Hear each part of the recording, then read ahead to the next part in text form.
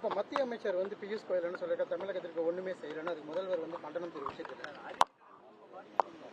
தமிழகத்திற்கு என்னவெல்லாம் செய்திருக்கிறோம் என்பதை பாரத பிரதமர் மோடிஜி அவர்கள் தமிழகம் வரும்போதெல்லாம் பக்கமா பாயிண்டா சொல்றாரு. முதலமைச்சர் ஸ்டாலின் அவர்களுக்கு நான் சொல்றேன் அப்படின்னு அதை குறைவா நினைக்க கூடாது, புரிந்து கொள்ளக்கூடிய தன்மை இல்லையோன்னு எனக்கு சந்தேகமா இருக்கு. ஒவ்வொரு தரம் பிரைம் மினிஸ்டர் இங்க வரும்போதும் ஒவ்வொரு பாயிண்டா சொல்றாரு.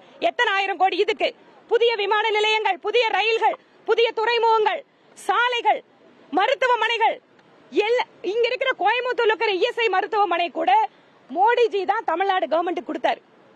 ஆக இவ்வளவெல்லாம் கொடுத்திருக்கிறது எதுவும் திரு ஸ்டாலின் அவர்களுக்கு தெரியவில்லையா? அவர்களுடைய ஒரே அரசியல் தங்கள் நிர்வாக திறனற்ற இந்த அரசாங்கத்தினுடைய தோல்விகளை மறைப்பதற்காக மோடி அவர்கள் மீதும் பிஜேபி மீதும் குற்றம் சொல்வது என்பது அவர்களுடைய வாடிக்கை.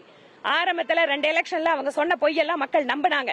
ஆனா இந்த எலெக்ஷன்ல தமிழக மக்கள் அவர்கள் பொய்யை நம்ப தயாராக இல்லை.